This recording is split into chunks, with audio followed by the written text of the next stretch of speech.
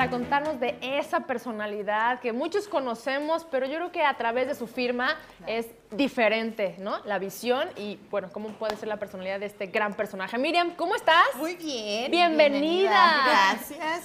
Pues Mozart. Indudablemente un genio musical, una persona que muy fue corta de edad. una gran creatividad. O sea, si consideramos que el hombre falleció a los 35 años y que dentro de todo lo que fueron sus obras, si nosotros quisiéramos ahorita replicarlas, nos llevaría aproximadamente 10 años, 20 años, el poderlo hacer trabajando diariamente en eso, ¿no? Entonces, un hombre que a los 3 años empieza a interpretar a través del clavicornio, que era un instrumento complicado de tocarse y solo lo hacían personas muy especializadas.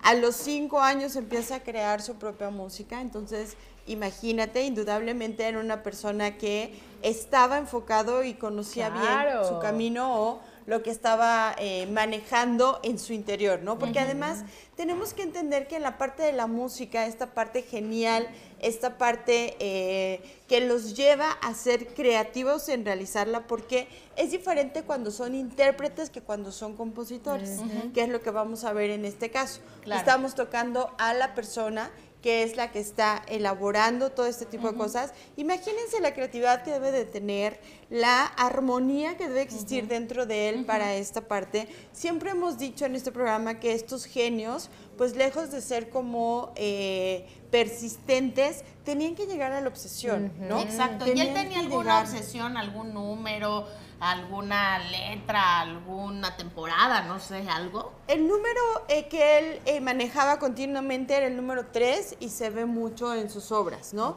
Se comenta que como buen masón tenía esta tendencia al número 3. La otra parte en lo que nosotros podemos comentar acerca de sus obsesiones, vamos a ver que también venían de alguna forma como derivación de una enfermedad que él tenía, que era el ser obsesivo compulsivo. Entonces, además esto lo llevaba a este tipo de cosas donde él tendía a la creatividad constante, ¿no? Si nosotros vemos, por ejemplo, el caso de su firma, fíjense cómo hay mucho temblor en la realización de la misma. Es decir, si nosotros pudiéramos verla con una lupa, veríamos que en cada uno de los trazos que realiza hay mucho movimiento en cada una de ellas. Es una firma que podemos ver que la llamamos también de banderín, porque empieza muy chiquita y se empieza a hacer más grande al final. Entonces, si nosotros dibujáramos líneas arriba y abajo de la firma, terminaría como un banderín.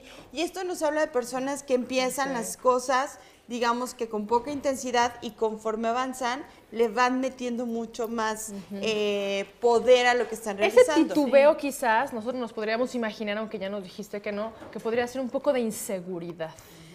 Pero que al principio, por no saber lo que hace y al ver los resultados, ¿no? Ya esa seguridad se va formando, pues, con todas sus composiciones, con todas sus autorías, ¿no? Que fueron famosas. Y sobre todo cuando nosotros vemos estos temblores a la hora de realizar las letras, tiene que ver con el estado físico. Esa es una parte muy importante. Nosotros vamos a ver cuando hay temblores que nos habla de una enfermedad, a lo mejor de alguna adicción, que también se pueden leer en este caso. Podemos ver que también nos están hablando de un estado emocional que está alterado, por eso escribimos de esa forma. Si tú estás muy nervioso, intenta escribir algo y vas a ver que tu letra es completamente diferente a lo que estamos viendo, ¿no? O si tienes prisa o esto que comentabas, ¿no? Vas a ver que es completamente diferente. Fíjense cómo lo que es la rúbrica, que es este dibujito que hace en la parte de abajo, vamos a ver que se regresa al pasado. Si recordamos que nuestro pasado está del lado izquierdo de la hoja, entonces vemos que tiene regresiones hacia esa zona y es algo donde hemos visto que está la mamá, el pasado, las mujeres o todo lo que es la parte femenina. Me llama la atención que no pone Amadeus, pone Amadí. No sé si sea solamente en esta firma o en más. Varía. Si nosotros revisamos varias firmas de él, vamos a ver que hay unas en que sí lo realiza completo. Te digo, muchas veces va a depender de tu estado emocional, cómo lo estés dibujando y cómo lo estés escribiendo. Aunque en la firma siempre va a haber rasgos que son tuyos, solo tuyos, es tu huella digital. Si nosotros quisiéramos simular el temblor que tiene esta firma, no podríamos hacerlo, jamás. Tendría que ser exactamente la persona que lo está haciendo y ahí es donde entra todo el análisis de la veracidad de las firmas. Oye, ¿no? Miriam, además tenía muchos nombres. Tenía muchos nombres. Antes se utilizaba así, ¿no? Claro. Exactamente. Y bueno, comúnmente se le conoció como Mozart. porque nosotros, si recordamos en la antigüedad, se honraba de alguna forma a sus antepasados o a los padrinos, a la gente cercana a través de los nombres cuando los podíamos integrar, ¿no? Aquí algo muy importante que vamos a ver, porque además es como más lo conocíamos, la M de Mozart, siempre vamos a ver en la M la cantidad de picos que pone. Aquí vamos a ver que le da más relevancia hacia la parte exterior. El primer pico se refiere a ti, lo demás se refiere a la parte social, y aquí es donde tiene mayor renombre.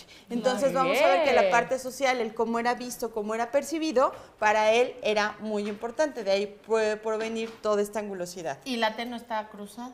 No, para él no era necesario, prácticamente está haciendo un gorrito. Ok. ¿No? Pues Miriam Cervantes, muchísimas gracias.